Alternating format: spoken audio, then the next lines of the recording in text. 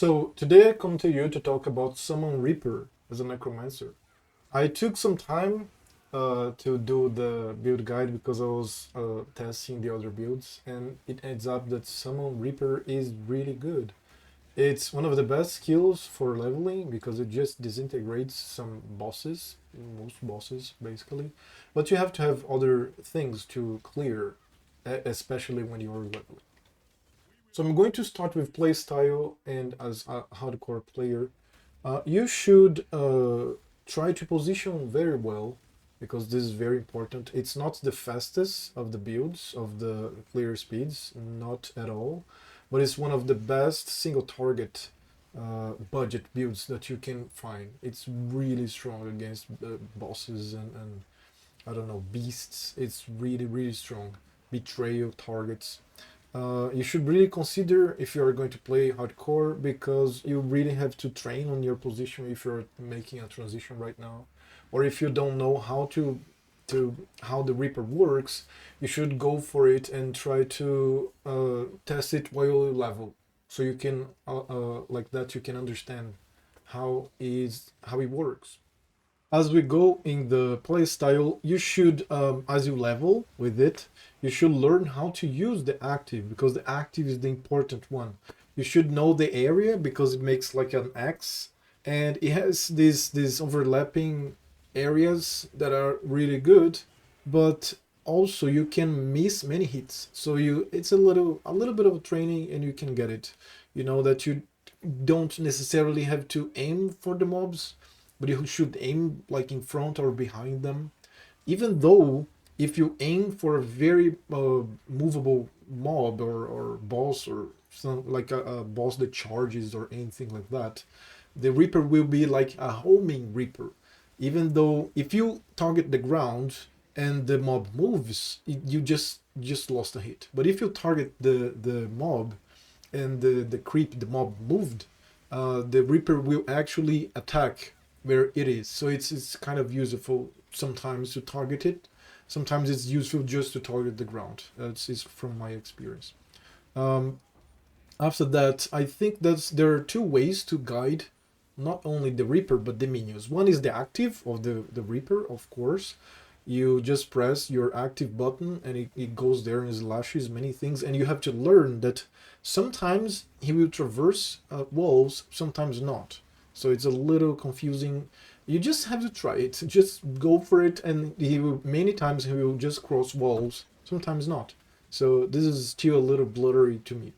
And also you because my build, I just am a cursor. I, as a necromancer, I just curse and I generate frenzy charges and power charges with my victorious charity. I keep pointing where the minions should be at, which includes the Reaper as well. And also I decided to go with a principle of a slam build of big hits. So I invested in even slow attack speed gems for the Reaper because it doesn't really matter, because I'm going for cooldown recovery with the Reaper. So as many times as I can use the active, the better. I just use the active, and everything that I invest in the Reaper will be used in that big attack. Which takes us to this table right here. So we can see here in this table that raw mitigated damage versus armor, physical damage, that is what I'm saying, is greatly improved when you have a lot of armor against medium and small hits. But even a lot of armor doesn't really help you with big hits. You can see in the table here that is a 20k hit, one hit of 20k damage. And if you have like 50k armor, you are a juggernaut, fully armored, you're going to mitigate 4000 damage from this damage because of your armor. And then later comes other physical damage reductions like kills golem, oak, etc. Right? Those are raw. Those are going to be reduced. But this here, the calculation of armor is very different. So this works for monsters as well. So you can see here, for example, this here is Cyrus, if I'm not mistaken. No, this is the Shaper. Shaper has 21k armor. We have here Cyrus with 32k armor. So I can see here this is a budget version that you can really start with this build. You can, at least if you're in trade, it's not going to be like hard to get the gear that I have here. I could get my ultimate. He has like 5 attacks, but the one that you can target with your active is the ultimate. I suspect, because it's the biggest one and it's the one that says ultimate, right? So we have here a skill hit damage that is 449k physical damage. So this is not even in this chart here. It's way down here.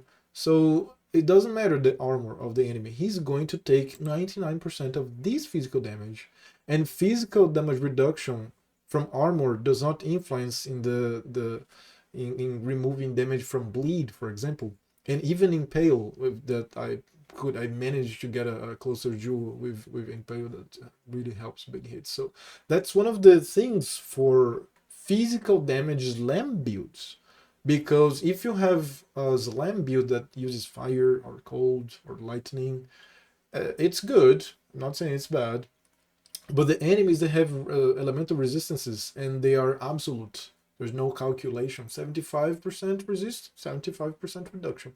But the armor calculation of enemies, when you have a big slam, like, I don't know, Earthquake or Reaper, it's going to be 99% of raw damage inflicted to the enemy. So that is why the sensation of damage for single target is much higher than what we see here in the DPS of the PoE. That's what gives this little strange impression, right?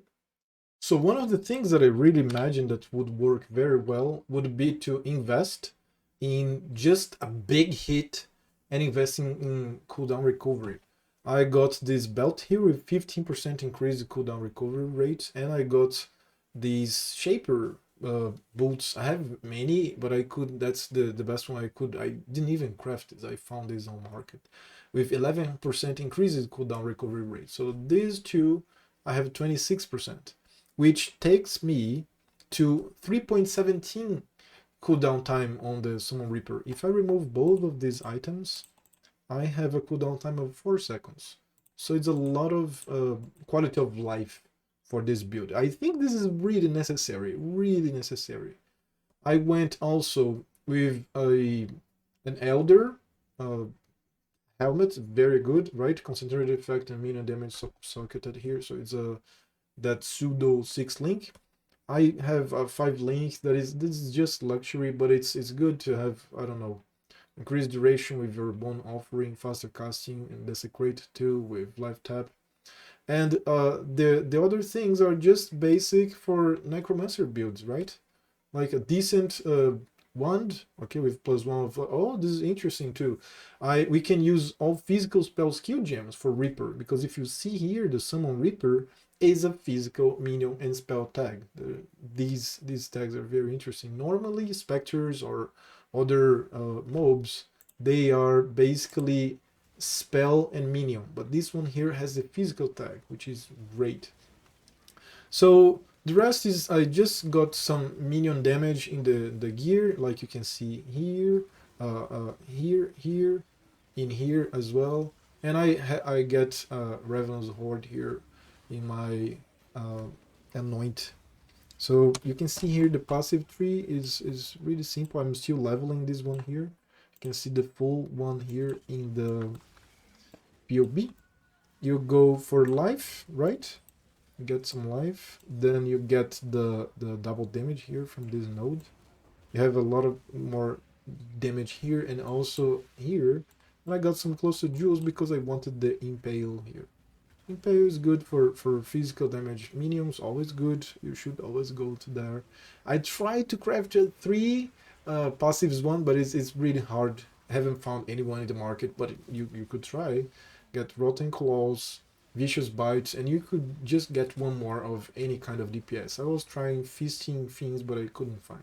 So Bodyguards and Hulking Corpse here, and Feasting Fiends and Bodyguards in the 2 mediums here. And the others are just life nodes here, the closer jewels. So the build is basically that. You just have to manage the ultimate, position yourself, keep your offerings up, and that's it. Nothing special. The Reaper is really good for single target, really good. It's impressive, and it's a different play style, right?